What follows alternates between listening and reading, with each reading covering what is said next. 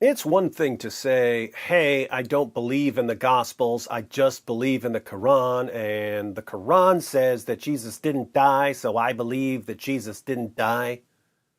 That's one thing. It's something else entirely to say, according to the Gospels, Jesus didn't die. If you say, according to the Gospels, Jesus didn't die, then there are only two possibilities. You're either completely ignorant, you've never read them, so you don't know what they say, or you're deceptive. You have read them, but you're a compulsive liar.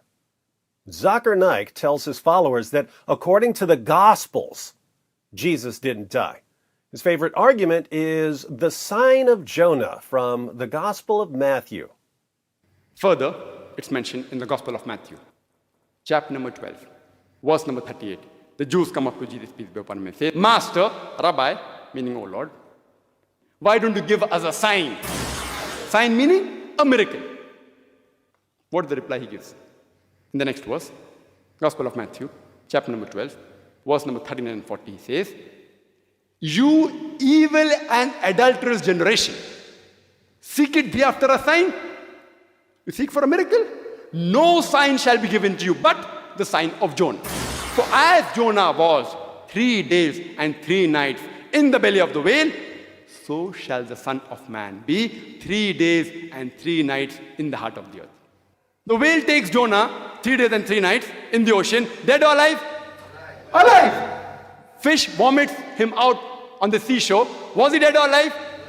Alive. Alive, alive, alive, alive. When a person is thrown overboard in a raging sea, he ought to die. If he dies, no miracle. If he is alive, it's a miracle.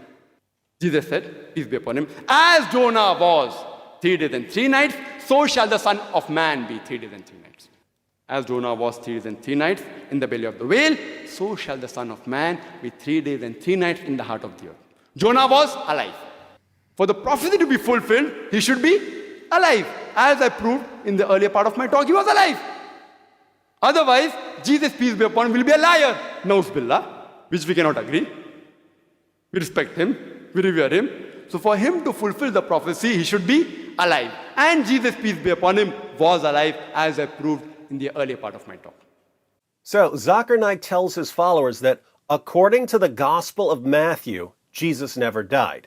How do we know that Jesus didn't die in the Gospel of Matthew? Because of the sign of Jonah. Jesus said that his generation would be given the sign of Jonah, and Naik argues that Jesus was telling them that he wouldn't die. Naik's followers believe everything he tells them without question, so they agree that Jesus was saying he wasn't going to die, even though they've never read the Gospel of Matthew. But no one who's actually read the Gospel of Matthew would ever, in a million years, conclude that Jesus was somehow saying that he wasn't going to die. Why? Well, let's take a quick look at the Gospel of Matthew. This is Matthew 28, after Jesus' crucifixion and burial. Now, after the Sabbath, toward the dawn of the first day of the week, Mary Magdalene and the other Mary went to see the tomb.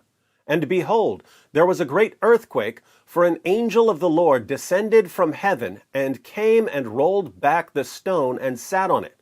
His appearance was like lightning, and his clothing white as snow. And for fear of him the guards trembled and became like dead men.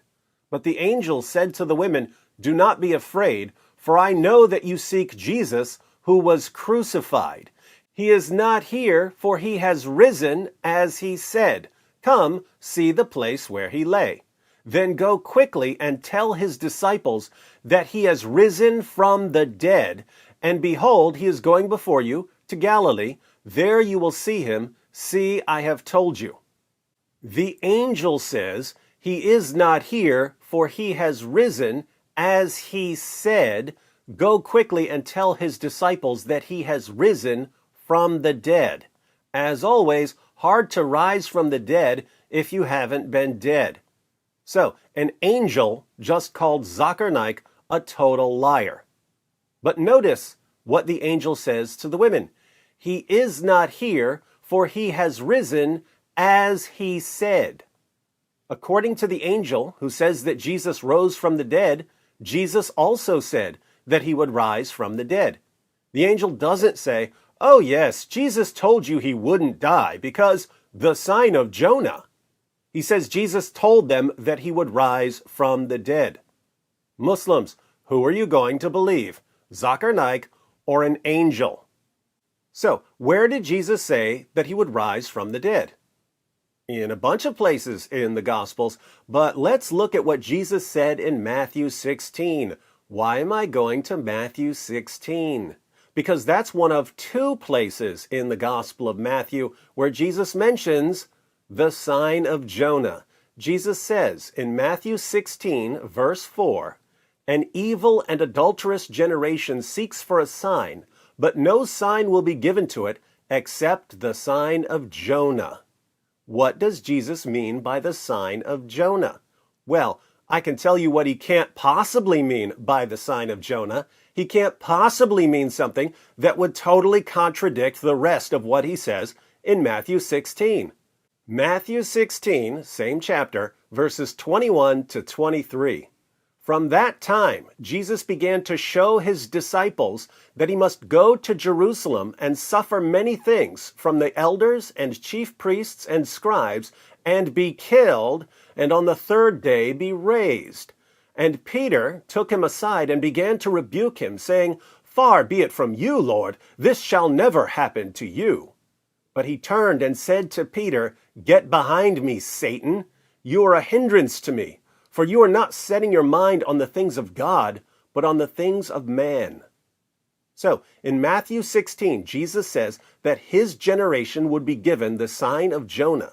Then, in the same chapter, he tells his followers that he's going to be killed and that he's going to rise from the dead. Peter gives the Zakir Naik interpretation and rebukes Jesus. Peter says, "This will never happen to you. You're the Messiah. You can't die." And how does Jesus respond to Peter and to Zakir Naik? He says, "Get behind me, Satan. You are a hindrance to me, for you are not setting your mind on the things of God, but on the things of man." Context is fundamental to interpreting any text. And what we just read is an extreme example of the significance of context. As a rule, if you read a verse and you give that verse an interpretation, and yet in the same chapter, the person whose words you're interpreting calls your interpretation satanic, you probably need a new interpretation. Now, if this were a speaker or an apologist for any other ideology in the world, and he were caught shamelessly twisting the words of Jesus and giving an interpretation that Jesus calls satanic and contradicting the clear claim of an angel, if this were a speaker or an apologist for any other ideology and he were caught doing this, he would be ridiculed into obscurity. He'd be shunned. He'd be humiliated. His own followers would say, "This guy is shamelessly lying to us and to everyone else. He can't represent us, or the entire world will think that we idolize liars." That's what would happen to a champion of any other ideology if he did this. But Zakir Naik knows his audience. He knows that his followers love it. I mean love it when he lies, especially when he lies about Jesus. Fortunately, as much damage as Zakir Naik has done to the minds of his followers, he's doing even more damage to his own religion because he's given us an endless supply of ammunition to expose him. Shall we take a closer look at the sign of Jonah to see why it proves that Zakir Naik is a compulsive liar? It just backfired on you. It just backfired on you. This is a part of our religion. There's a reason to it. Yeah?